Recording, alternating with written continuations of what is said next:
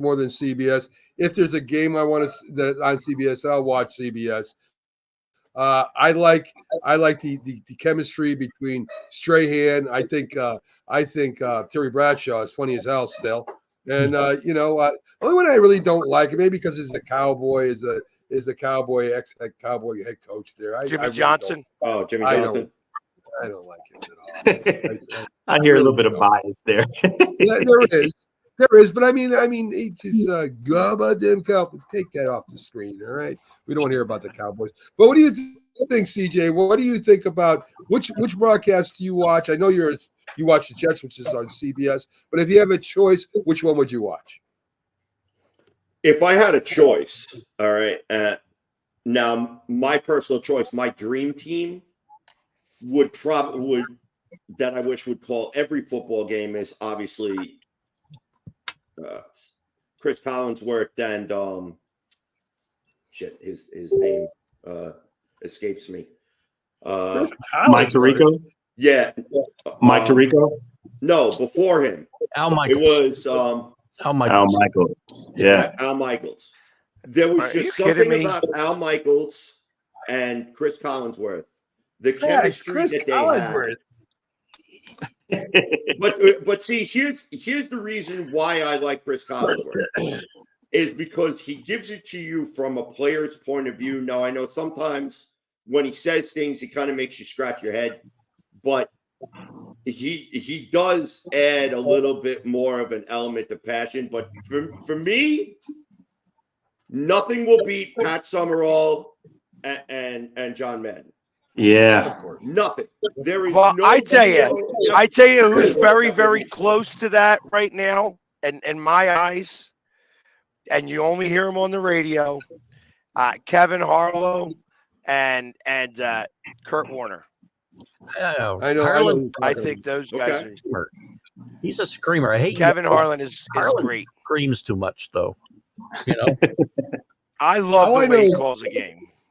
Me too. All I know is Chris Collinsworth has got to be careful when he starts talking about women. Didn't know women like football. I mean, I think everybody right. Well, that's also being tone deaf and not reading the room. So And showing my age again, I'll say, you know what, CJ, I agree with you about Pat Summerall. Except I love John Madden, but I thought Tom Brookshire was even better with Madden. Yeah, the original. Wow. The original. Summerall. Yeah, that's the original. Oh, I am. Yeah. And as an old one more quick thing on announcers. If I had my way, Doc Emmerich would come out of retirement and call every sport on the board. Doc Emmerich and Kenny Albert. Put That's the two of them together. Love Doc Emmerich. He should call everything. Yeah, he started out as a Flyers announcer, television announcer for Prism. Yeah. It's where he came I from. like Kenny Albert too, CJ. Yeah. As long as he stays away from the women's underwear, I mean, I'm all for No. That's Mark. That's Mark. That's the father. That was that. He was biting the bats. Personal preferences. Yes. Kenny has successfully pulled the Albert name out of the gutter. And the reason why he has is because he did not engage in the same stupidity that his father got in. Right. Hey, you can't help what you like. Hey, listen, do what you want. I mean, I have no problem with that. Everybody has the right to do their thing, right? I mean, anyway, Jason Kelsey, go to Monday night. To me, is a great personality. There's a lot of fun. I think he picks up that Monday Night Football and adds a little bit of entertainment to it. I know Pags would probably agree with me there. Actually, I don't. I'm not a fan. I'm honest. I mean, I'm dead honest about it. If they use him, so I thought about this. If they use him in like a Jerry Saragusa style, then I'd be okay with it. I mean, I love Jason Kelsey. If he was in front of me right now, he would never have to buy a beer. I'd buy all his beer. But that all being said, I'm like Kelsey'd out. It's like, I mean, you can't argue with some of the accomplishments that he's done off the field in this regard. I don't know. I'm just not interested in seeing him on every Monday night football cast. I would. I'd enjoy seeing him. I think he's a fun guy. I think he kind of reminds me of like a Danny Don Meredith, right? Just kind of on there talking about anything, having a good time, irritating people. I would love to see him on there. So, he's only doing the pregame, right? He's on the pregame show, not the telecast itself. Yes, he's part of the studio. Right. It's a good point. Good point. So anyway, his brother Jason Kelsey signs a new contract, $34 million for 2 years, $17 million guaranteed each year. I mean, that's a heck of a contract, James. I know he's getting old. He didn't have a really great year. He had a really good postseason. He kind of ran his team at the end of the year. But I mean, listen, Super Bowl champion twice, going for his third year. What are your thoughts on that contract?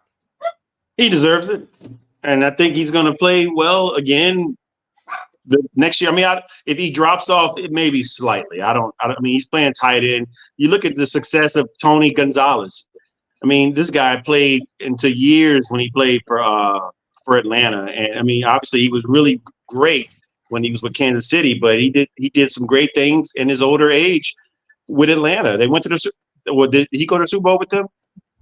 Yes, was he with them still? Yeah, he was still with them. Yes. So I mean, they did great things there. I think the same for this guy. I mean, as long as you're able to block, you can run a few routes here and there. You might, lose some of your top end speed. I mean, because he's a pretty fast guy for his size, and you have a quarterback like Patrick Mahomes still throwing you the ball.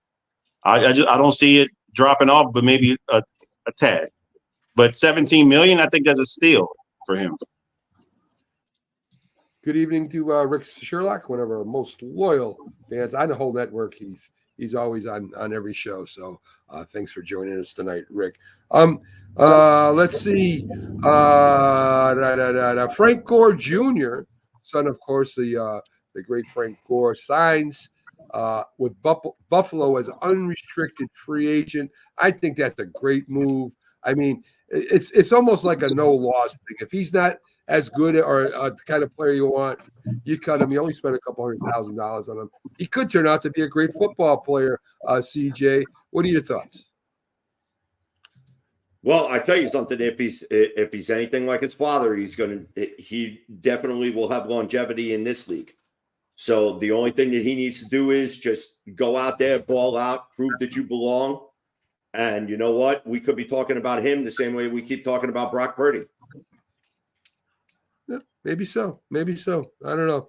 We'll see what happens. It takes. I follow the running back free agent pickup from the Giants. Didn't make the team, but not only do they give you that money, whatever it is, the signing is, they also send the weights to your apartment so you can work out. The playbooks, everything. So they really do everything they can to make sure you make the team. Pretty cool. Pags, 3 free agents that are left after the draft. You have Ryan Tannehill, Tyler Boyd, wide receiver, and of course the ex-Dallas quarterback Stephon Gilmore. Of those 3, if the Eagles were to pick one of them, which one would you want to see him take? Tannehill. Really? No doubt in my mind. First off, any Cowboy that ever comes to the Eagles sucks. And it goes the other way around, too. Just for some reason, any player who was on the Cowboys that goes to the Eagles, or any Eagle that goes to the Cowboys, doesn't work out for either team. So leave that behind. I hope that doesn't work that same way for coordinators, because then we'd have a really big problem. That's true. But yeah, for a cornerback too. So, and just to go backwards just a second, I'm willing to bet that Travis Kelce only plays 1 year in that contract. He retires after this next year coming up. He's not going to stay for the $34 million. He'll only get 17. Okay. All right. How much of that was guaranteed? Pretty much all of it. 17 mil each year was 34 mil. Yeah, I know, but how much of it was guaranteed? I told you 17 mil each year. Yeah, but he didn't guarantee the whole $34 million. So if he gets dropped next year, he's not going to get $34 million. He's only going to get 17. Right. So that's what I'm getting at. I'm trying to find out how much was guaranteed. because that's going to determine on whether he's actually going to play that second year of that contract or not. Okay. So let's talk a little bit about Zach Wilson. We'll turn to TJ for this. He ends up at the Denver Broncos. They're not going to sign his final fifth year, which would have been $20 million, something ridiculous like that. But he's still on the team. He will be competing with Bo Nix and Stidman for the job. Does Zach Wilson have any chance of starting for the Denver Broncos this year?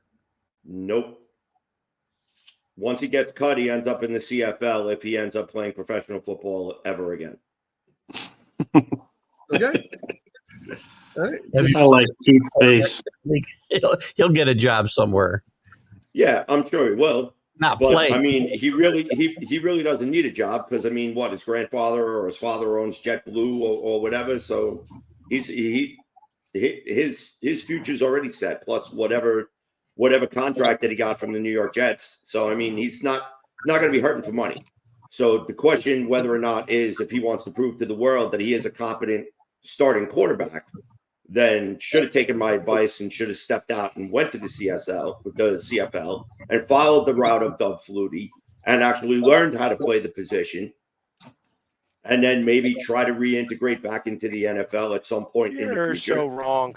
He needs to be around his mom so that he could use her friends, or his mom's friends. That's what he's missing. He's just not getting any. I think not that's around, his problem. can't do his friends. That's what I think. I think his brain. I swear to God, hey, listen, there are a lot of. I learned a lot of different things from football players by going to every game, and I tell you, there are guys that may or may not be married or what have you, but if they are trying to work something out and it doesn't work out the night before a game, they have a bad game. And I've seen this firsthand by like potential Hall of Fame players. So, I mean, straight out, that's the problem. He's not getting any, and it's affecting his play.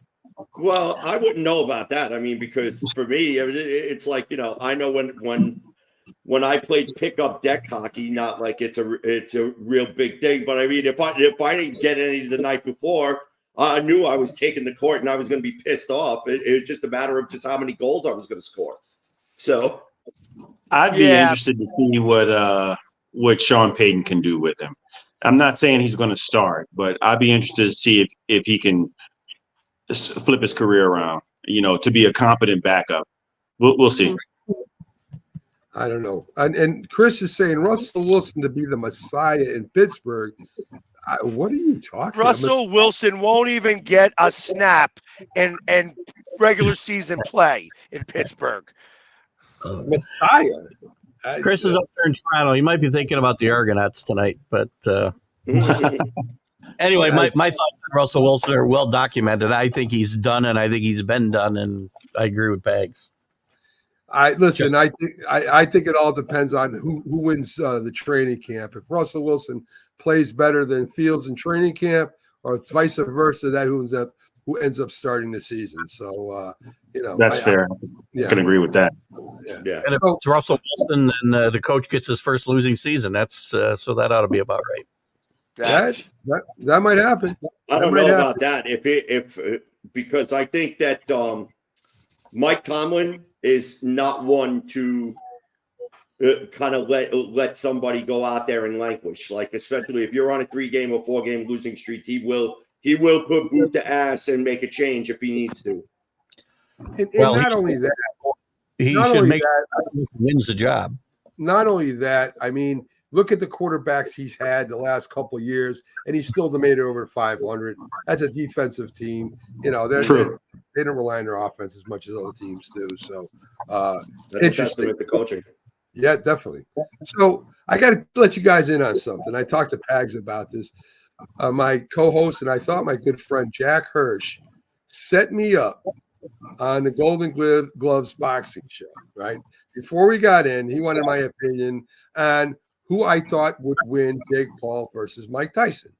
And me, I've gone on record saying already that I think Tyson not only beats Jake Paul, but beats him maybe by knockout 3rd, 4th round.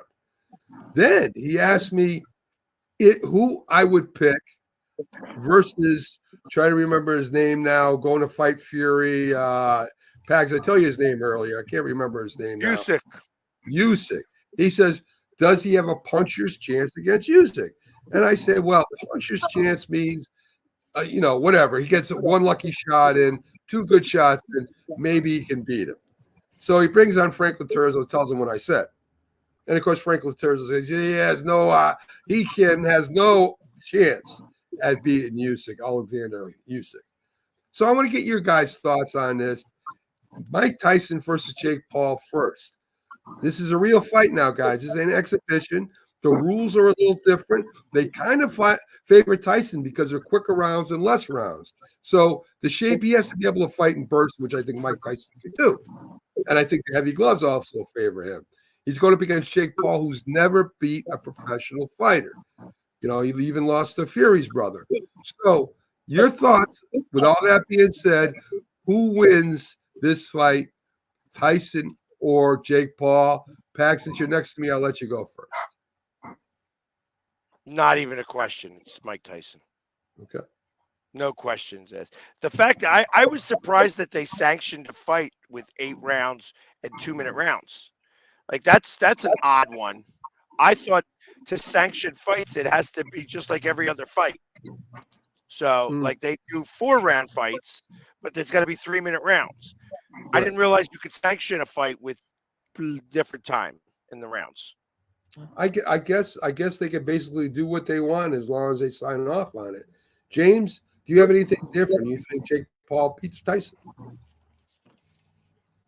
Well, it's just I like the fact that Tyson is coming back and he feels revitalized. I mean, he's showing little clips here and there that he's still quick. He's got the moves, but speed is gone. It's gone. He has power, but he's also 58, and I like to see him last 8 minutes with a young man and going 2 minutes. I'm not saying that Jake Paul is a world beater. He's not. I mean, he's a, what do you call this? He's an attraction. He's an internet attraction, but he can still actually fight though. He can fight. Yeah. And to get in the ring with somebody and all he has to do is just go jog around the ring and see his power. But James, he's not that type of fighter. He doesn't dance. He comes right at you, which will be playing right into Mike Tyson's head. Yeah, but I don't think he's going to go right at Mike Tyson. I mean, that's still, I don't care how old Tyson is. It's still Mike Tyson. I'm not going to just go at him either. I mean, well, I'm not a fighter like this guy, but my perception from his vantage point, I'm not going to go straight at this guy who just knock people out for a living. I mean, it's just not. It's with power. I mean, one of the best power hitters I've ever seen with his uppercut is just incredible. I wouldn't dare come at him like that. I'd tire him out and then come at him. But I mean, Tyson also said, how old was Rocky Balboa in the movie Rocky Balboa? I'm not going to forget Rocky Balboa. I'd like to point out there was a movie. I'll do you one better. He was 57. He was 57. I'll do you one better. George Foreman was in his late 40s when he won the championship. 48. Yes. 48 years old, yeah. 10 years younger. 10 years younger. That's a lot. It is.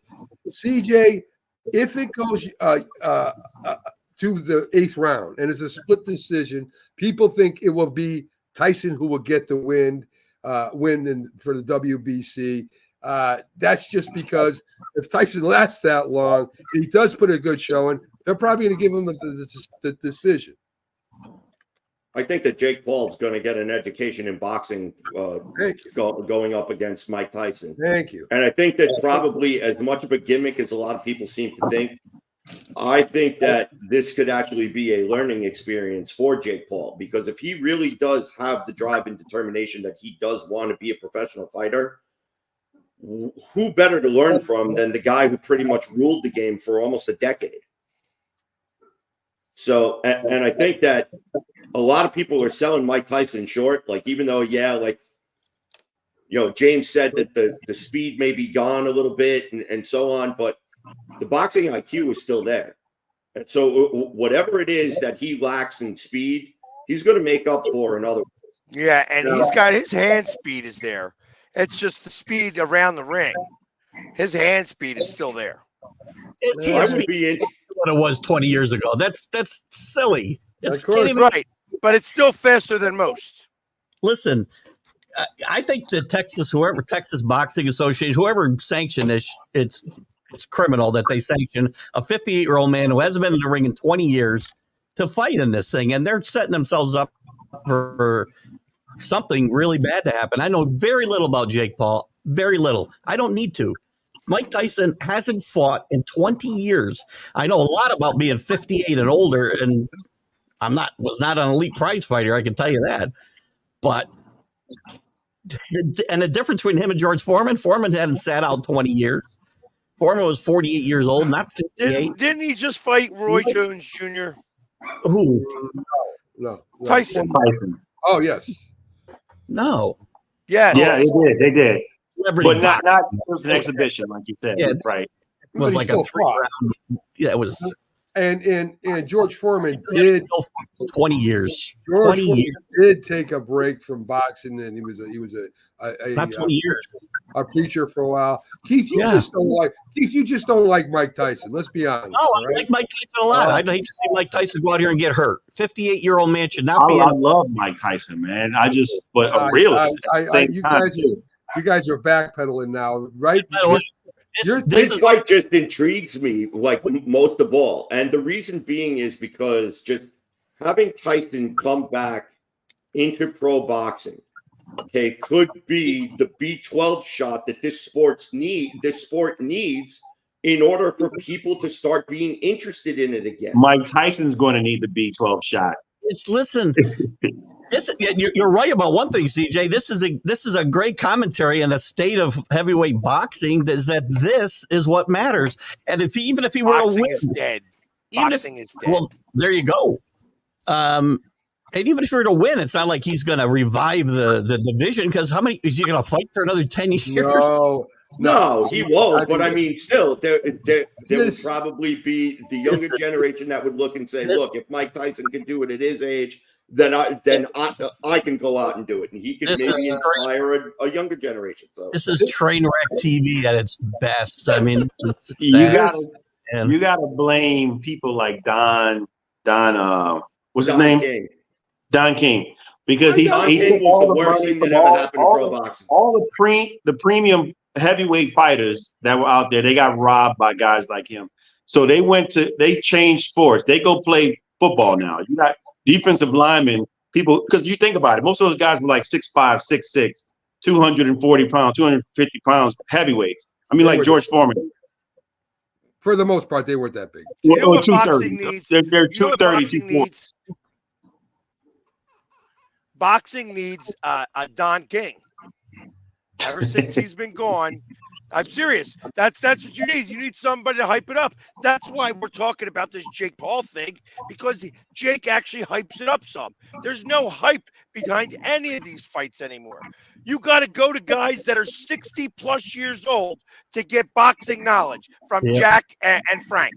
I mean, let's talk about this in a real way. Anybody who's watching any type of fight is watching MMA or UFC. So boxing is dead until somebody else starts to pick up the ball where what's his face left it. Boxing's going to fall. It's just going to fail. You know, the problem is the promoters, guys. That's the problem with boxing right now. It's not the fighters. I mean, you got some great fighters out there. You got Crawford, you got Canelo, you got guys that can really fight and that are great fighters. But the promoters are so careful in scheduling fights. They only schedule fights within their promotion, their stable, because they don't want their boxers to go outside, make a lot of money for another promotion. They don't want to see him get hurt by another fighter. It's all controlled by the promoters. That's the biggest problem in boxing today is the top ranks Matt, you just named some middleweight and lightweight and the fighters. the biggest draw used to be the heavyweight fight. It used to be the heavyweight fight. I mean, that's coming, James. Saudi Arabia's doing a hell of a job right now. In fact, they're number one in the world getting fights scheduled. Usyk Fury is going to be huge when they fight. When lightweight, heavyweight, the lightweight heavy championship.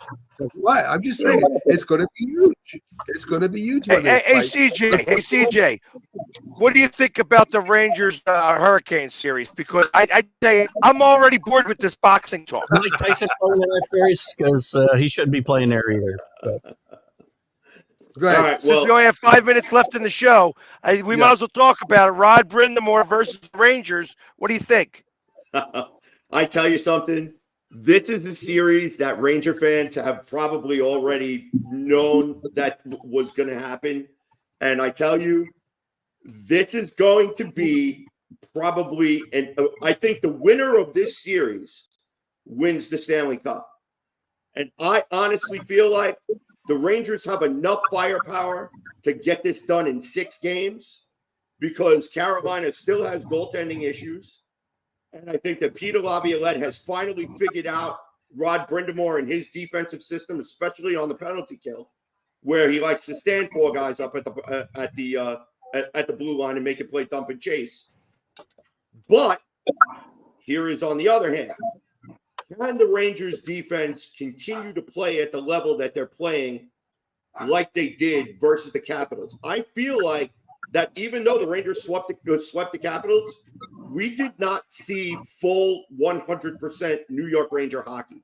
I think this series, Carolina gets it with both barrels. And it's going to be fun to watch, baby. And I agree with most of what you said, except for the fact that whoever wins this series will lose to Vegas in the Stanley Cup. You think? Yeah. I think Vegas. I think the Vegas-Dallas series, if Vegas gets out of it, they'll beat Colorado. But look for that to be the series. It's going to be 7 versus 8 again in the Western Conference, like it was in the Eastern Conference in 2010. Yep.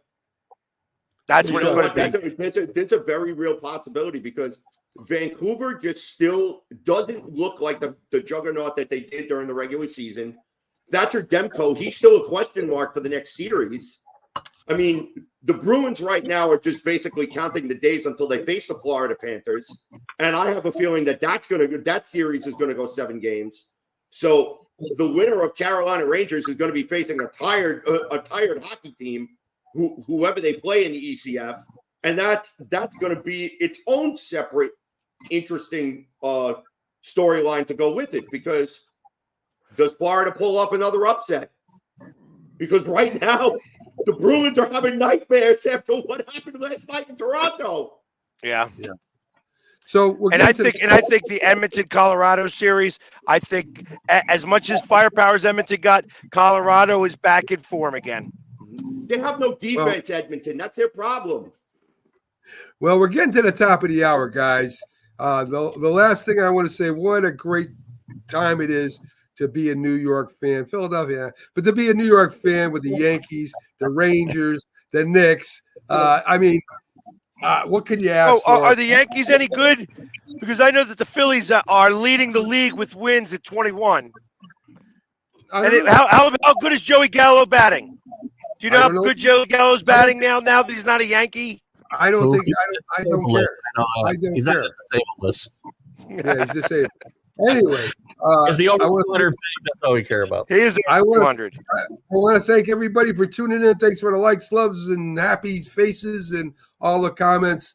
We'll see you soon. Stay with Roku all night, and we've got a lot of shows for you. So have a great one, folks. From the panel here, let's take it out with a little bit of the Daz Band and let it whip. Yeah.